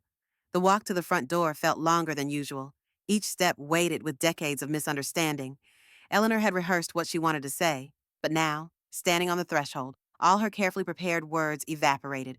Before she could ring the bell, the door swung open. Adele stood there in casual linen pants and a simple blouse, a far cry from the flashy designer outfits she typically wore for family gatherings. Her expression was guarded, arms crossed defensively.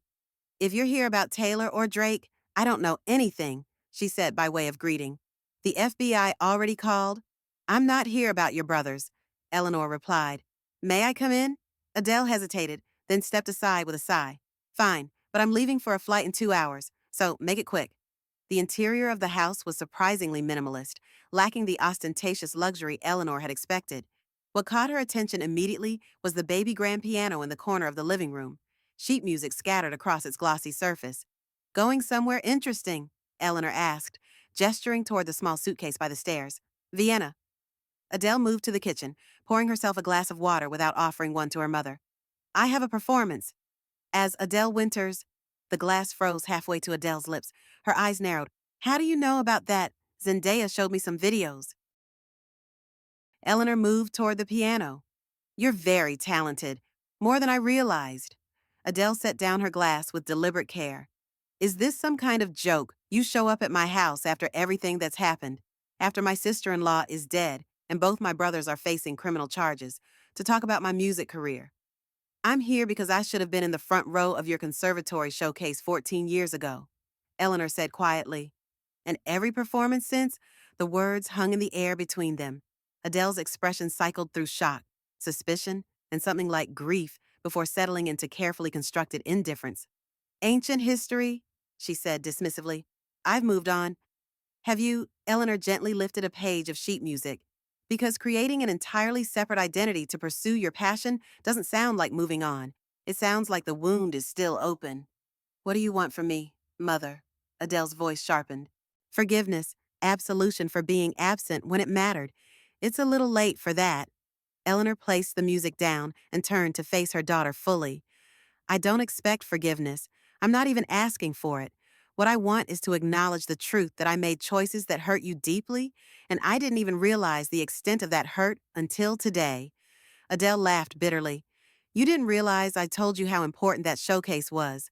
I begged you to be there. You did, Eleanor admitted, and I prioritized a board meeting instead.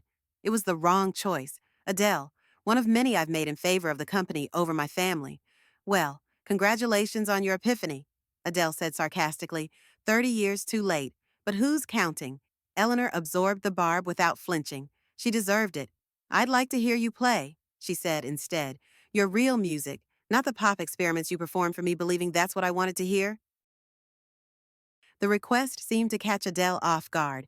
She stared at her mother for a long moment, searching for some hidden agenda. Why now? She asked finally. After all these years, why do you suddenly care about my music? Eleanor considered her answer carefully. Because I'm finally seeing beyond the company, beyond the wealth and status and success. I'm trying to see my children as people, not extensions of my legacy. The sincerity in her voice must have registered because something in Adele's defensive posture softened slightly. She moved to the piano bench and sat down, hands hovering over the keys. I wrote this after Dad died, she said, not looking at Eleanor. It's called Ghosts We Carry. The first notes filled the room, hesitant at first, then gaining confidence. The melody was haunting and complex, layered with emotions that words could never adequately express. Eleanor stood motionless, transfixed by the transformation in her daughter as she played. This wasn't the dilettante Eleanor had dismissed. This was an artist channeling genuine pain and beauty through her instrument. When the final notes faded, neither woman spoke for several moments. Eleanor realized her cheeks were wet with tears she hadn't felt falling. That was extraordinary, she said finally, her voice rough with emotion.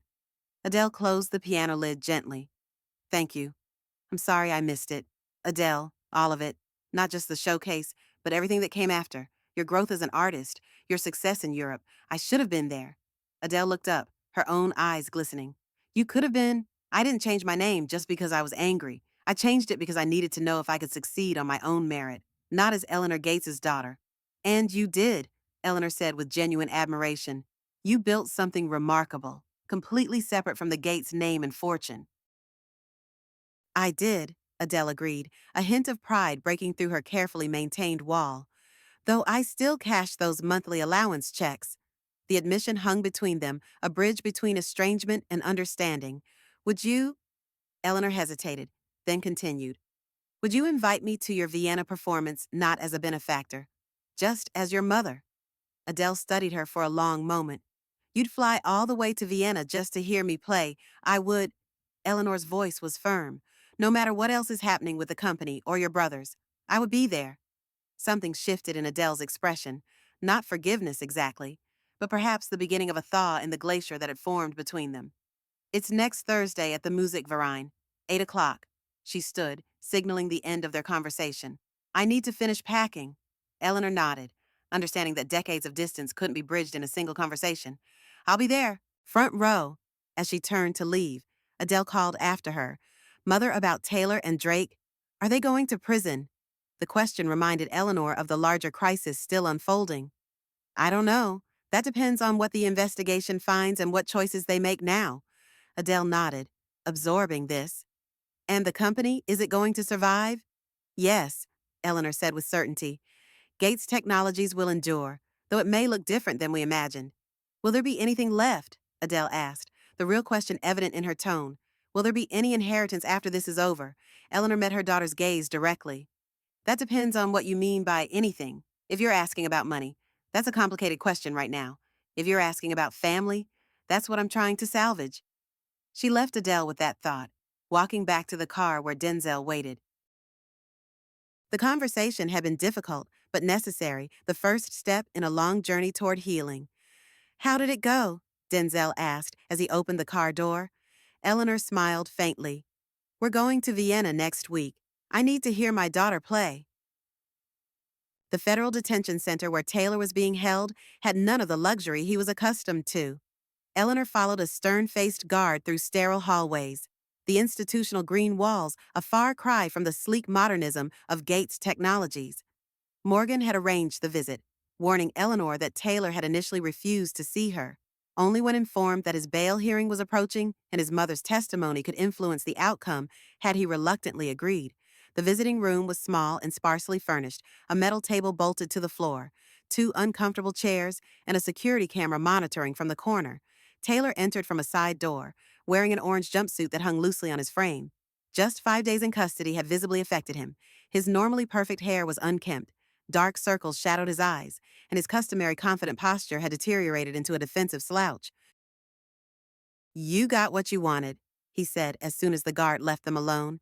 The great Eleanor Gates, sacrificing her son to protect her precious company. Eleanor refused to rise to the bait. Hello, Taylor. How are you being treated? He laughed bitterly. Like a criminal, which is apparently what I am in your eyes. In the eyes of the law, Eleanor corrected gently. I didn't create this situation. Taylor, your actions did. My actions, his voice rose sharply. I was trying to secure our future. The technology is as much mine as yours. I've been working on Guardian AI for years.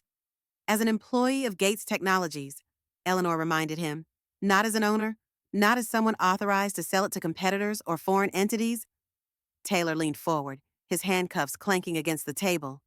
You were never going to give me real control. I had to take it. By stealing, by undermining everything your father and I built. Eleanor shook her head sadly. That's not taking control. Taylor, that's betraying a trust. For a moment, something like shame flickered across his face before hardening back into resentment. Why are you here to lecture me, to gloat? I'm here because you're my son. Eleanor met his gaze steadily. Despite everything, that hasn't changed. Taylor scoffed. Right. The devoted mother who's testifying against me at my bail hearing? I haven't decided what I'm going to say yet, Eleanor admitted. That depends partly on you. This caught his attention. What do you mean? The FBI found the flash drive Kardashian threw before she fell. They know who the buyers were. What they don't know is how deep this goes, or who else was involved. Eleanor leaned forward slightly. Your cooperation could make a significant difference in how this plays out. Taylor's expression turned calculating, the business negotiator assessing his leverage. And if I cooperate, what's in it for me? The question broke Eleanor's heart. Even now, facing serious criminal charges, Taylor was thinking transactionally. Everything was a deal to be made, an advantage to be gained. Potentially a reduced sentence, she said honestly. But more importantly, a chance to take responsibility for your actions, to begin rebuilding some measure of integrity. Integrity doesn't keep you out of prison, Taylor snapped. I need more than vague promises. If you want my cooperation, I want guarantees. Use your influence. Get the charges reduced. Eleanor sighed deeply. I can't do that, Taylor. And the fact that you're asking shows you still don't understand the seriousness of what's happened. What I understand, Taylor said, his voice dropping to a harsh whisper, is that my wife is dead. My career is over. And my own mother is willing to let me rot in prison to protect her company's reputation. The accusation stung, but Eleanor recognized it for what it was, Taylor's attempt to deflect responsibility, to make her the villain in his narrative. Kardashian made her own choices, Eleanor said firmly. Tragic as the outcome was, she chose to steal proprietary technology, to flee onto that ledge rather than face consequences, and you chose to involve her in your scheme. I never asked her to break into the office that night, Taylor insisted, a hint of genuine grief breaking through his anger. That was her idea. She thought she was helping. Then tell the FBI that. Tell them everything, not to save yourself, but because it's the right thing to do. Taylor stared at her for a long moment, then looked away. You don't get it, do you? There's no right thing here. There's only survival. Eleanor stood. Recognizing that further conversation would be futile, Taylor wasn't ready to accept responsibility might never be. "I'll see you at the bail hearing," she said quietly. "Think about what I've said, please." As she turned to leave, Taylor called after her. "What about Zendaya? Will you turn her against me too?" Eleanor paused at the door. "Zendaya makes her own decisions. She always has. It's one of the qualities I admire most about her." "Tell her." Taylor's voice faltered. "Tell her I'm sorry she got caught in the middle of this." It was the first genuine sentiment he'd expressed during their entire conversation, concern for his daughter rather than himself. Perhaps there was still something worth salvaging after all. "I'll tell her," Eleanor promised. "She misses her father, the man he used to be." The guard reappeared to escort Taylor back to his cell. As Eleanor watched him shuffle away, shoulders hunched under the weight of consequences he'd never expected to bear, she felt a complex mixture of grief, disappointment, and cautious hope. The son she had raised was still in there somewhere, beneath layers of entitlement and resentment. Whether he would find his way back remained to be seen. The bail hearing was a media circus. Journalists packed the courtroom, eager to document the fall of Taylor Gates and the fracturing of one of Silicon Valley's most prominent families. Eleanor sat in the front row beside Morgan, her expression carefully neutral despite the cameras trained on her face. To everyone's surprise, Taylor had agreed to cooperate with the investigation, providing details about the buyers and accomplices involved in the technology theft. In exchange, the prosecution was not opposing bail, though they requested significant restrictions on his movement and communication. The defendant has surrendered his passport and agreed to electronic monitoring, the prosecutor informed the judge. Given his cooperation and the fact that he has a minor child, we believe bail is appropriate with the proposed conditions. The judge, a no-nonsense woman in her 60s, considered this. "Ms. Gates, you've offered to secure the defendant's bail with your property. Are you fully aware of the implications if he violates the terms?" Eleanor stood. "I am, Your Honor." "And you're willing to accept that responsibility despite being the victim of the defendant's alleged crimes?" "I am," Eleanor confirmed. "While I cannot condone my son's actions, I believe he deserves the opportunity to prepare his defense from outside of detention." The judge nodded thoughtfully. "Bail is set at $5 million, secured by Ms. Gates's property. The defendant will surrender all passports, submit to electronic monitoring, and have no contact with Gates Technologies employees or any of the alleged co-conspirators." As Taylor was led away to process his release, his eyes met Eleanor's briefly. There was no gratitude in his expression, only confusion, as if he couldn't reconcile her testimony on his behalf with her refusal to use her influence to make the charges disappear. Outside the courthouse, reporters shouted questions as Eleanor made her way to the waiting car. "Ms. Gates, will you be testifying against your son if the case goes to trial? Is it true Drake Gates is also under investigation? What does this mean for the future of Gates Technologies?" Eleanor ignored them all, sliding into the back seat where Zendaya waited anxiously. "How did it go?" her granddaughter asked as Denzel pulled away from the curb. "He's being released on bail," Eleanor said, removing her suit jacket with a sigh of relief. "I put up the collateral." Zendaya nodded, processing this. "And he's cooperating, really." "So it appears. Whether out of remorse or self-preservation remains to be seen." Eleanor squeezed Zendaya's hand. "He asked me to tell you he's sorry you got caught in the middle of this." Tears welled in Zendaya's eyes. "I don't know if I can forgive him, Grandma." "Not yet." "You don't have to," Eleanor assured her. "Forgiveness can't be forced or rushed. It has to come naturally, if it comes at all." They rode in silence for a while, each lost in their thoughts as the car wound through Beverly Hills toward Eleanor's estate. "What about Uncle Drake?" Zendaya asked finally. "Have you heard anything?" Eleanor nodded grimly. "The FBI questioned him yesterday. They've offered him a deal in exchange for testimony against the other conspirators." "Will he take it?" "Morgan thinks so. Drake's never been one for principled stands, especially when his own comfort is at stake." The assessment was harsh but accurate. Unlike Taylor, who at least believed he was entitled to what he took, Drake had always been more opportunistic, taking whatever path offered the least resistance and the most immediate reward. As they pulled into the driveway of Eleanor's estate, Denzel's phone buzzed with an alert. His expression darkened as he read the message. "Problem at the Malibu house," he reported. "Security detected multiple intruders. Local police have been called." Eleanor straightened immediately. "Drake's loan sharks, likely. Our team is engaged. Take me there," Eleanor ordered. "Now, Grandma." "No," Zendaya protested. "If there are dangerous people, your uncle created this situation," Eleanor cut in. I need to see exactly what we're dealing with. Denzel hesitated, clearly torn between following Eleanor's directive and protecting her safety. Ms. Gates, I strongly advise against this. Let the security team and police handle it. I'm not suggesting we confront armed criminals, Denzel, but I need to assess the damage and make decisions about that property. Eleanor's tone brooked no argument. Zendaya can stay here where it's safe. If you're going, I'm going, Zendaya insisted, her jaw set in a stubborn line that reminded Eleanor forcefully of Richard. After a tense standoff, Denzel reluctantly agreed, but with conditions. We stay in the car until the situation is secure, and we maintain direct contact with the security team at all times. The drive to Malibu was tense, with Denzel receiving updates through his earpiece every few minutes. By the time they approached the coastal property, police vehicles with flashing lights were already on scene, along with an ambulance.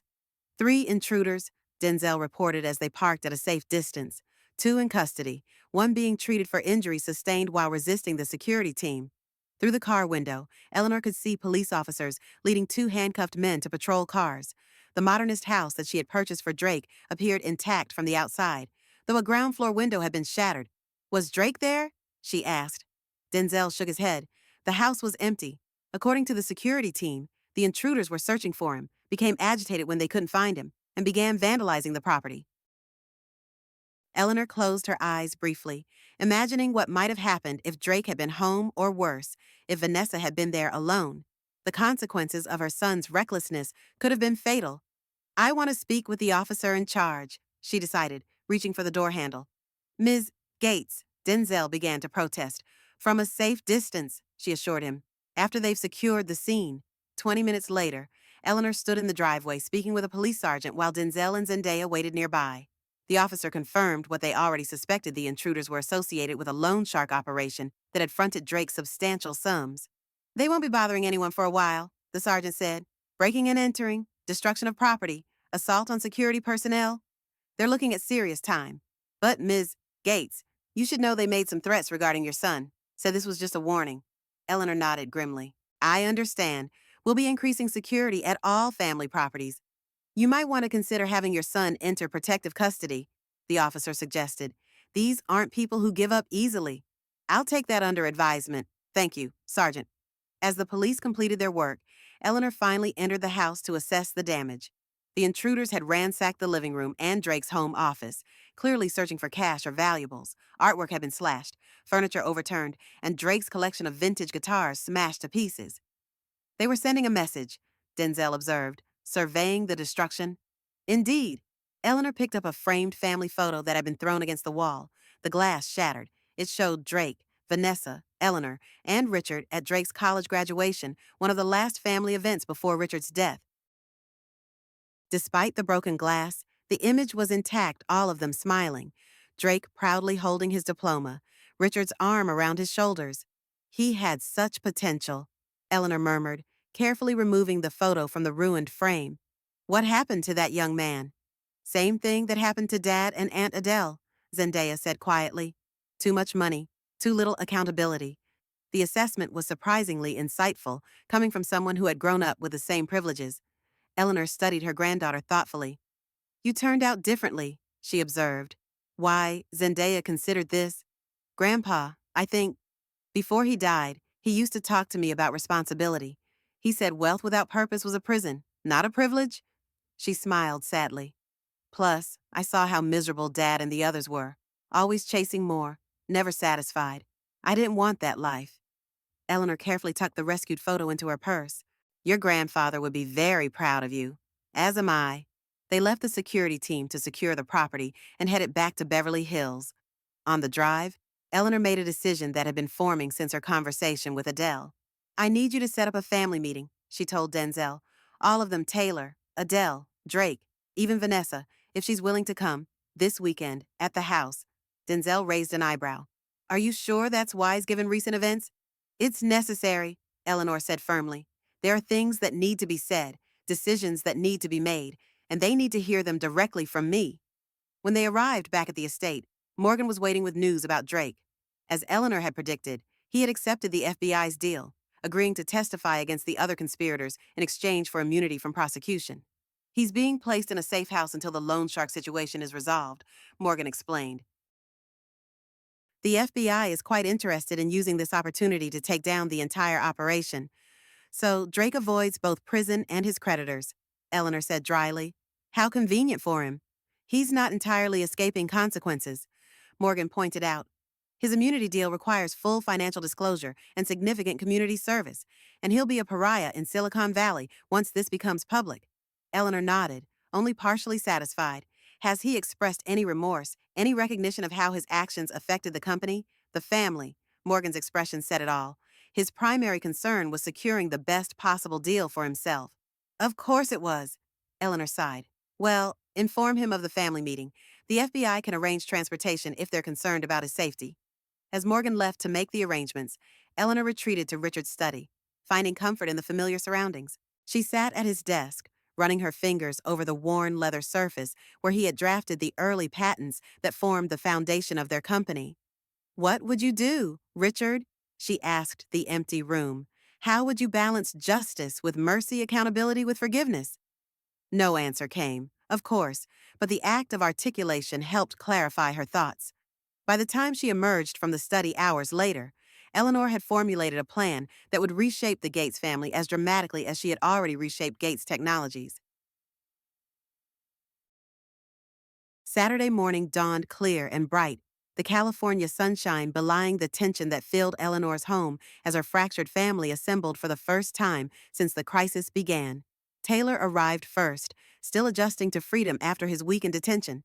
The electronic monitoring anklet was visible beneath his designer jeans, a constant reminder of his restricted status.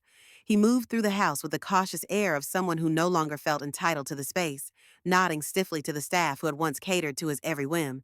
Adele came next, having flown in from Vienna specifically for the meeting. Her performance had been extraordinary, with Eleanor proudly watching from the front row as promised. The standing ovation had brought tears to both women's eyes, and though their relationship remained tentative, bridges were being rebuilt with each genuine interaction. Drake arrived under FBI escort, looking haggard and jumpy. His normal charm was notably absent as he slunk into the living room, avoiding eye contact with his siblings. Vanessa had declined to attend, having filed for separation immediately after Drake's deal with the FBI became known. Zendaya was the last to arrive, her presence a stabilizing force in the volatile family dynamic. She greeted each family member warmly, even Taylor, demonstrating a grace under pressure that made Eleanor prouder than ever.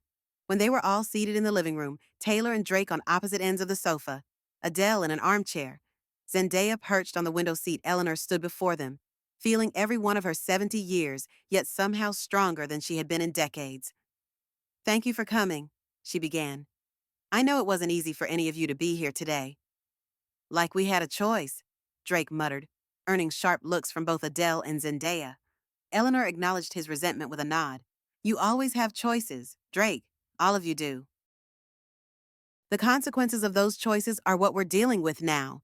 She moved to the center of the room, making eye contact with each of her children in turn. For most of your lives, I've defined my role as your mother primarily through financial support. I built a company, expanded our wealth, and provided you with every advantage money could buy. Eleanor's voice remained steady, though emotion ran beneath her words. What I didn't provide, what I failed to give you, was the guidance, attention, and accountability you needed. Taylor shifted uncomfortably. Adele studied her hands. Drake stared at the floor. I believed I was creating a legacy for you, Eleanor continued. Instead, I created dependence, entitlement, and ultimately, resentment. That's on me. I accept my part in how we got here. She paused, allowing her acknowledgement to sink in before continuing. But the choices you've made as adults, those are on you, Taylor. Your decision to steal company technology. Drake, your involvement in that scheme and your reckless financial behavior. Adele, your deception about your music career. Eleanor's tone remained free of judgment, simply stating facts. We've all contributed to the dysfunction that's brought us to this point. So, this is a group therapy session, Taylor asked sarcastically. We all admit our mistakes, and then what, group hug and everything goes back to normal? Nothing is going back to normal, Eleanor said firmly. That's precisely the point. Normal led us here, and here is a place where one of you is facing federal charges. One is in protective custody from loan sharks, and one has been living a double life for over a decade. The blunt assessment silenced Taylor's sarcasm. Eleanor moved to a side table where Morgan had placed a portfolio of documents earlier that morning. I've made some decisions about the future, she said, lifting the folder. About Gates Technologies, about my estate, and about our family relationships going forward. Drake straightened, suddenly alert. What kind of decisions? Regarding the company, Eleanor began. I've already transitioned to the role of executive chairwoman. Marissa Chen will continue as CEO. None of you will hold executive positions at Gates Technologies or serve on its board. Taylor started to protest, but Eleanor raised a hand to silence him. This is non-negotiable. Taylor, your actions forfeited any right to leadership in the company your father and I built. And the estate, Adele asked quietly. What about your will? Eleanor met her daughter's gaze directly. I've restructured my estate planning completely. The bulk of my personal wealth will be directed to the Richard and Eleanor Gates Foundation, which will focus on educational opportunities for underprivileged students and ethical innovation in technology. A stunned silence fell over the room as the implications sank in. Drake was the first to react, his face flushing with anger. You're disinheriting us after everything that's happened. You're punishing us even more. This isn't punishment, Drake. It's reality. Eleanor's voice remained calm. The automatic inheritance you've all been counting on created the very problems we're facing now. It stops today. So we get nothing, Taylor demanded, his composure cracking. You're cutting us off completely. I didn't say that. Eleanor opened the folder, removing 3 separate documents. Each of you will receive a trust fund with specific conditions. Taylor, yours will activate after you've completed whatever sentence the court determines and subsequently perform 2,000 hours of community service in technology education for underserved communities. She handed him the document, which he took with visible reluctance. Drake, your trust will remain under third-party management for 10 years. During that time, you'll receive a modest monthly stipend for living expenses only. After 10 years, assuming you've maintained financial responsibility and contributed the required volunteer hours to addiction recovery programs, you'll gain graduated access to the principal. Drake accepted his document with a scowl, immediately flipping to the financial figures. Adele, Eleanor continued, her voice softening slightly. Your trust is structured differently. It includes funding for a music education program of your design, to be administered through the foundation. You'll have immediate access to those funds, along with a personal trust that recognizes the independence you've already demonstrated. Adele took the papers wordlessly, though her expression suggested she was more surprised by the recognition of her career than by the financial arrangements. And Zendaya, Eleanor turned to her granddaughter. You'll serve as a voting member of the foundation's board, with a separate trust for your education and future endeavors. Zendaya nodded, accepting her role with characteristic grace. Thank you, Grandma. I'll do my best to honor Grandpa's legacy. What about the houses? Drake asked, looking up from his document. Malibu, Aspen, the vacation properties. All properties except this primary residence will be sold. Eleanor stated, the proceeds will go to the foundation, with a portion allocated to reimburse me for the significant debt I've had to cover for you. Drake, including the loan shark situation. Drake's face fell. Where am I supposed to live? That's for you to figure out, Eleanor replied evenly. The FBI will help you relocate once the protective custody ends. After that, you're a grown man with a college education and marketable skills. Use them. The room fell silent again as her children absorbed the magnitude of these changes. Their expressions ranged from shock to resentment to reluctant acceptance. I know this isn't what you expected, Eleanor acknowledged. You're used to me solving your problems, funding your lifestyles, and cleaning up your messes. That era is over, not because I don't love you, but because I finally understand that my approach hasn't served any of us well. So that's it, Taylor asked, his voice hollow. You rebuild the company without us, redirect your fortune to strangers, and we're just supposed to accept it, not strangers. Taylor, deserving students and innovators who will value the opportunities they're given. Eleanor regarded her eldest son with a mixture of sadness and determination. And yes, you can accept it, or you can fight it. But these documents are legally binding and carefully structured to withstand challenges. What if we change? Adele asked unexpectedly. What if we prove ourselves worthy of your trust again? The question, genuine rather than manipulative, gave Eleanor hope that at least one of her children was beginning to understand. That's precisely the point of the conditions I've established, she explained. This isn't about punishment or disinheritance. It's about earning what you receive. It's about becoming the kind of people your father and I hoped you would be. Drake stood abruptly. This is bullshit. You're using this crisis as an excuse to control us from beyond the grave. On the contrary, Eleanor replied calmly, I'm trying to free you from the prison of dependence I helped create. You're almost 40 years old, Drake. It's time you lived on your own terms, by your own efforts. Easy for you to say, he snapped. You've got millions. You've never had to struggle. Eleanor's expression hardened slightly. I started with nothing, Drake. Your father and I built our first company in a garage with a second mortgage on a starter home. I worked 80-hour weeks while raising 3 children after your father died. Don't talk to me about struggle. The rebuke silenced him momentarily, though his resentment remained palpable. I have one more announcement, Eleanor continued, addressing all of them. I'm taking a leave of absence from Gates Technologies 6 months, possibly longer. I'll be traveling, beginning with an extended stay in Vienna to attend Adele's concert series. This news seemed to surprise them even more than the estate restructuring. Eleanor Gates, stepping away from the company that had been her life's focus for decades, it was unprecedented. But the company needs you, Taylor protested, especially now, with the crisis. The company will be fine, Eleanor interrupted. Marissa is more than capable, and I need this time to reconnect with the parts of myself I've neglected, to rebuild relationships that matter, and to consider what the next chapter of my life should look like. She looked around at her children, seeing them perhaps more clearly than she ever had before. Taylor, brilliant but corrupted by entitlement. Drake, charming but undisciplined.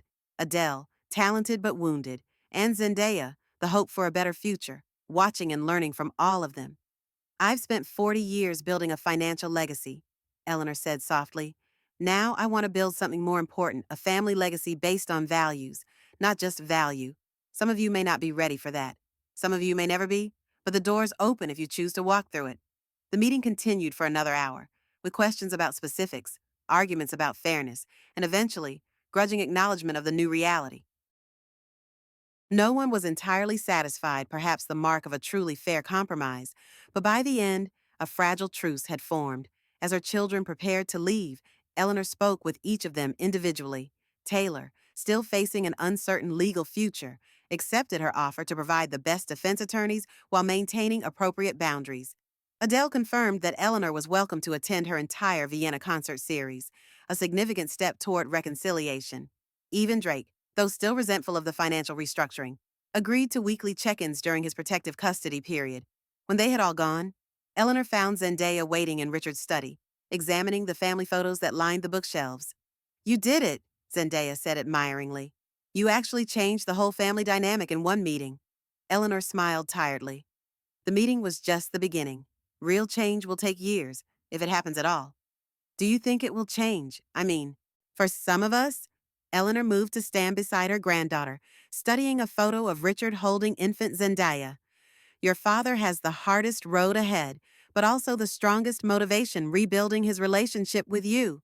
Zendaya nodded thoughtfully. And Aunt Adele seems different already, more authentic. Being recognized for who she really is, rather than who I wanted her to be, has made a difference, Eleanor acknowledged.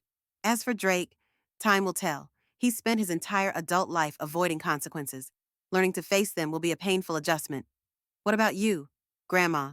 Zendaya turned to face her directly. Are you really okay with stepping away from the company? Eleanor considered the question carefully.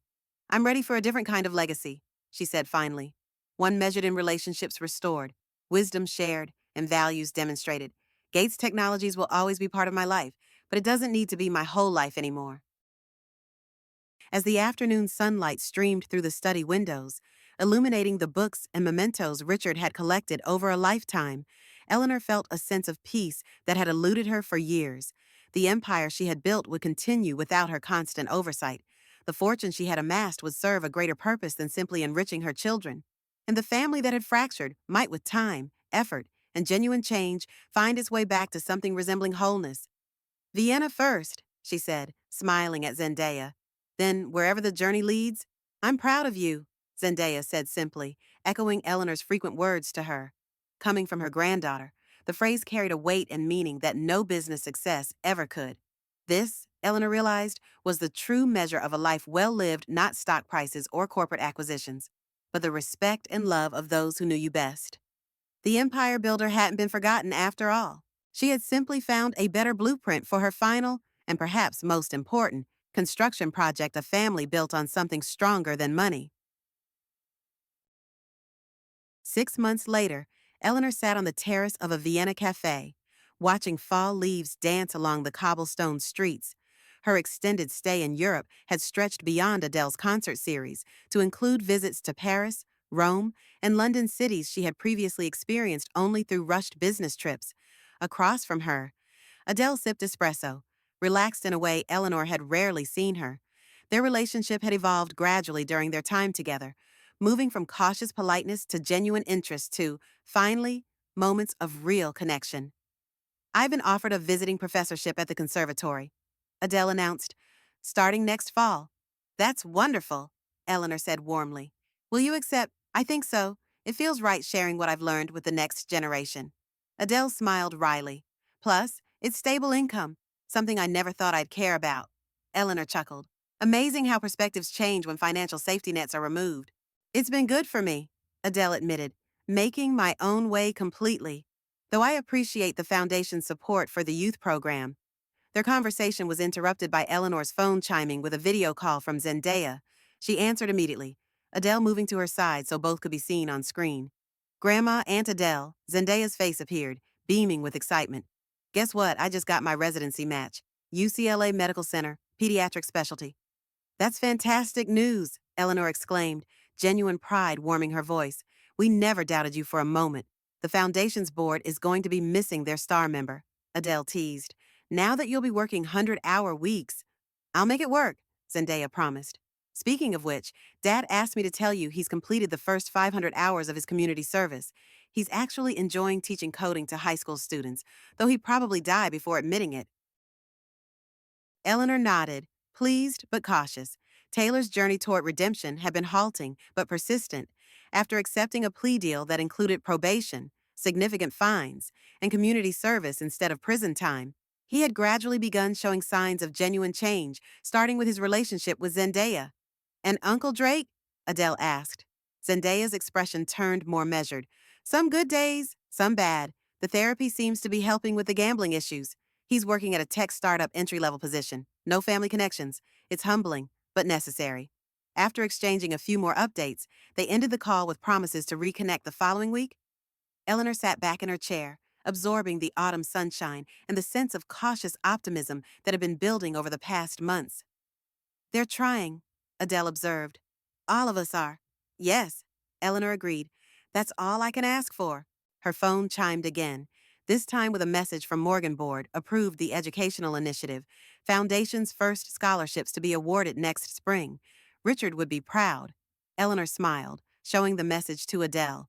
"Your father's legacy, continuing in ways he would have valued. And yours," Adele pointed out, "though you're far from finished building it." Eleanor nodded, gazing out at the historic city that had become something of a second home. The Gates Technologies stock had recovered much of its value after the crisis. The company was thriving under Marissa Chen's leadership. The foundation was taking shape with promising initiatives, but more importantly, her family was slowly healing, not returning to what it had been, but evolving into something potentially stronger. The wealth that had once divided them was now a tool for growth rather than a source of entitlement. The relationships that had fractured were being rebuilt on foundations of honesty and mutual respect. "What's next for you?" Adele asked, studying her mother thoughtfully. "After Vienna, after all the traveling, will you go back to Gates Technologies?" Eleanor considered the question, feeling no rush to answer. At 70, she had earned the right to deliberate choices rather than react to crises. The urgency that had driven her for decades had given way to a more measured approach to life and legacy. "I'll always be connected to the company," she said finally, "but not in the same all-consuming way. There's more to my story than Gates Technologies. There always was. I just couldn't see it before."